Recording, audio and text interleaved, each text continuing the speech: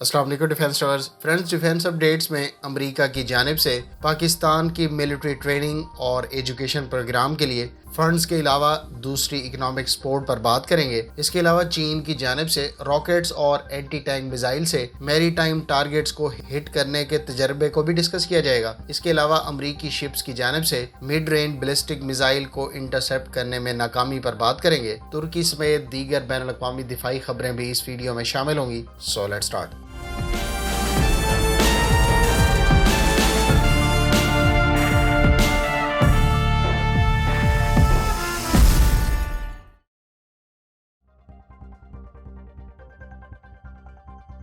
اطلاعات کے مطابق امریکی حکومت نے نئے سال کے بجٹ میں پاکستان کی ملٹری ٹریننگ اور ایجوکیشن کے لیے $3.5 ملین پرپوز کیے ہیں۔ اس کے علاوہ اکنامک سپورٹ کے لیے فنڈز کو بڑھا کر $407 ملین، جبکہ صحت کے شعبے کے لیے $108 ملین پرپوز کیے گئے ہیں۔ یاد رہے کہ امریکہ میں ٹریننگ اور ایجوکیشن پروگرام کے تحت پاکستان کے ملٹری آفیشلز ماضی میں تربیت اور ایجوکیشن حاصل کرتے رہے ہیں۔ تاہم ٹرمپ انتظامیہ کی جانب سے پہلے اس مد میں فنڈز کم کر دیا گیا اور بعد میں اس پروگرام کو ختم کر دیا گیا۔ اب بائیڈن انتظامیہ اوباما کی پالیسیاں دہراتے ہوئے نہ صرف اس پروگرام کو بحال کر چکی ہے بلکہ اس معاملے میں فنڈز اگلے مالی سال کے لیے بھی مختص کرنے کی خواہش مند ہے۔ اس کے علاوہ $500 ملین سے زائد دیگر صحت اور معاشی شعبے میں فنڈز اس کے علاوہ ہیں۔ دوسری جانب پاکستان کے نیشنل سیکیورٹی ایڈوائزر کی جانب سے حالیہ دنوں میں امریکی ہم منصب سے ہونے والی ملاقات میں پاکستان کی جانب سے امریکہ کو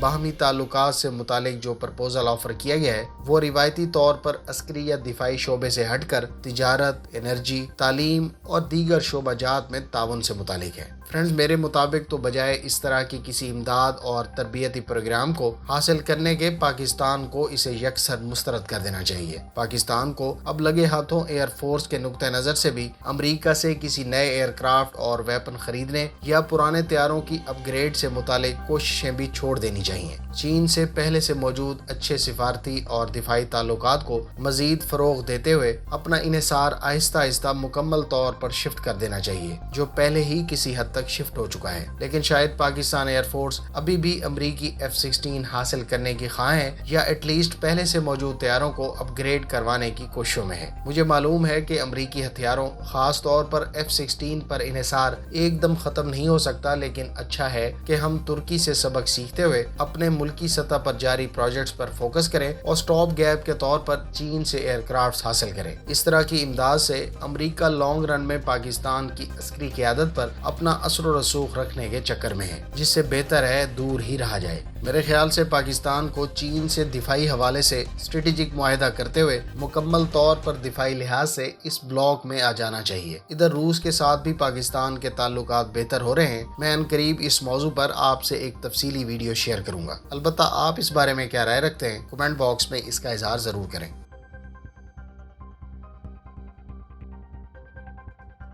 فرینڈز، چائنیز میڈیا سورسز کے مطابق چین کی آرمی نے لائیو فائر ایکسرسائز میں لانگ رینج راکٹس اور اینٹی ٹینک میزائل سے روایتی طور پر زمینی اہداف کو نشانہ بنانے کی بجائے میری ٹائم یعنی سمندری اہداف کو نشانہ بنایا۔ چائنیز تجزیہ نگاروں کے مطابق چائنیز آرمی اور نیوی نے مل کر اینٹی شپ مشنز کنڈکٹ کیے۔ ان مشقوں میں آرمی کے 88 گروپ کے long range rocket artillery units نے مختلف میری ٹائم ٹارگٹس کو نشانہ بنانے اور اس راکٹ سسٹم کی مختلف میری ٹائم اہداف کے خلاف افادیت کو جانچا۔ ٹروپس نے PHL-3 long range multiple rocket launch system کو موبلائز کرنے کے بعد ڈرونز کے ذریعے ریکانیسنس کنڈکٹ کی۔ اس کے بعد میری ٹائم اہداف کو کامیابی سے ہٹ کیا۔ ملٹیپل راکٹ لانچ سسٹمز کے علاوہ اینٹی ٹینک میزائلز کو بھی میری ٹائم اہداف کے خلاف یعنی اینٹی شپ رول میں استعمال کیا گیا۔ لہٰذا ایک لحاظ سے ہم یہ کہہ سکتے ہیں کہ چین کی فوج نے اپنے روایتی طور پر گراؤنڈ ٹارگٹس کے لیے استعمال ہونے والے ویپنز کی ورسٹیلٹی کو ٹیسٹ کیا ہے۔ ان مشقوں میں استعمال کیے جانے والے ملٹیپل راکٹ لانچ سسٹم کی رینج 70 سے لے کر 130 کلومیٹر، جبکہ اس کا ایکسپورٹ ورژن پاک فوج کے بھی زیر استعمال ہے۔ اینٹی ٹینک ویپن کی اگر بات کریں تو HJ-10 اینٹی ٹینک میزائل کو ان مشقوں میں استعمال کیا گیا، جس کی رینج 10 کلومیٹر بتائی گئی ہے۔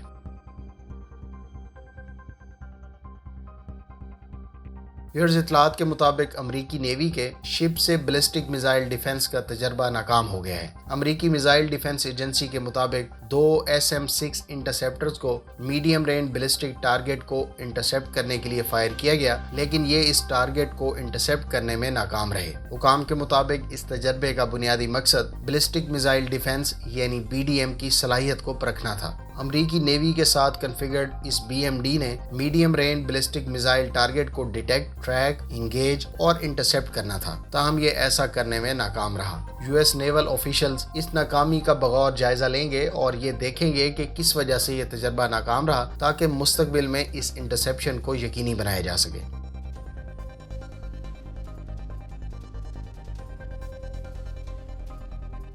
جہاں چائنیز نیوی تیزی سے اپنے ایئر کرافٹ کیریئر فلیٹ کو ایکسپینڈ کرنے میں کوشاں ہے، وہاں انڈیا بھی اپنی نیوی کے لیے دوسری ایئر کرافٹ کیریئر کو جلد اپنے نیول فلیٹ میں شامل کرنے کی کوششوں میں ہے۔ اس وقت Chinese navy 2 aircraft carriers استعمال کر رہی ہے، جبکہ تیسری انڈر کنسٹرکشن ہے۔ انڈین نیوی کی ملکی سطح پر تیار کردہ INS وکرانت کے بارے میں اطلاعات ہیں کہ اس پر سی ٹرائلز جلد شروع کر دیے جائیں گے۔ یہ انڈیا کی دوسری ایئر کرافٹ کیریئر ہوگی جو انڈین نیوی کے فلیٹ میں شامل ہوگی۔ اس سے پہلے Russian built INS Vikramaditya Indian navy کے زیر استعمال ہے۔ یاد رہے کہ انڈیا کی یہ نئی aircraft carrier 45,000 ton displacement کے ساتھ چین کی موجودہ ایئر کرافٹ کیریئر سے بہت چھوٹی ہے۔ یاد رہے کہ چین کے موجودہ ایئر کرافٹ کیریئر کی ڈسپلیسمنٹ 65,000 ٹن ہے۔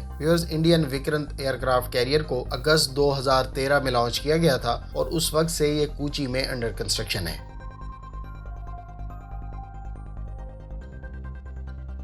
اطلاعات کے مطابق نیٹو ایکسرسائز میں French Esther 30 air defence system نے کامیابی سے سی اسکیمنگ ٹارگٹ کو انٹرسیپٹ کیا ہے۔ یہ اس میزائل کا پہلا کامبیٹ آرمڈ یوز تھا۔ اس کو ان مشقوں کے دوران فرانس کی اینٹی میزائل شپ FS فوربن سے فائر کیا گیا۔ یاد رہے کہ ان مشقوں میں امریکہ سمیت 10 نیٹو ممالک حصہ لے رہے ہیں۔ یورپین کنسورشیم یوروسیم کے تیار کردہ آستر 30 کی رینج 120 کلومیٹر اور سپیڈ ماک 4.5 بتائی گئی ہے۔ یہ ورائٹی آف ایریل تھریٹس کو انٹرسیپٹ کر سکتا ہے، جبکہ اس سیم کے بارے میں اطلاعات ہیں کہ یہ کروز میزائل اور اینٹی شپ سی اسکیمنگ میزائلز کو انٹرسیپٹ کرنے کی صلاحیت کا حامل ہے۔ گزشتہ دنوں اس سسٹم کو مصر کی نیوی کے لیے بھی ڈیلیور کیا گیا ہے، جو اس کو اٹالین ساختہ فریگیٹس پر نصب کرے گی۔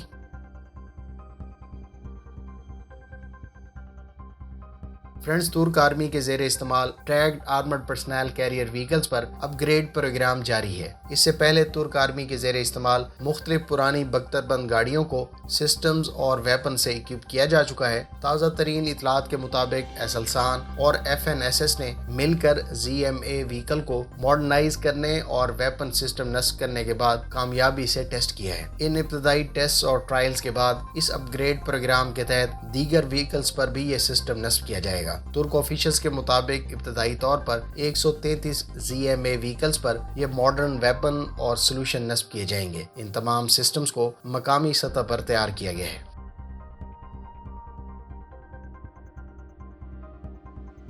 اطلاعات کے مطابق امریکی ایئر فورس اگلے مالی سال میں مزید 48 F-35A، 14 KC-46، 12 F-15EX، 14 بلیک ہاک ہیلی کاپٹرز اور 3 C-130J طیارے خریدے گی۔ اسی طرح سے 2023 سے پہلے تک 47 F-16CD، 48 F-15CD، 14 KC-10 tanker aircraft, 18 KC-135 tanker aircraft, 13 C-130 طیاروں کے علاوہ 20 RQ-4 گلوبل ہاک ڈرونز کو ریٹائر کر دیا جائے گا۔ فرینڈز، میری دعا ہے کہ اللہ کرے پاک فضائیہ اس کباڑ کو حاصل کرنے کی کوشش شروع نہ کر دے اور امریکہ سے دفاع کے معاملے میں دور ہی رہے تو بہتر ہے۔ فرینڈز، یہ تھیں آج کی ڈیفنس اپڈیٹس۔ امید ہے اس ویڈیو سے آپ کی معلومات میں اضافہ ہوگا۔ چینل کو سبسکرائب اور ویڈیو کو لائک کر دیں۔ ملتے ہیں نیکسٹ ویڈیو کے ساتھ۔ اپنی دعاؤں میں یاد رکھیے گا۔ اللہ حافظ۔ پاکستان زندہ باد۔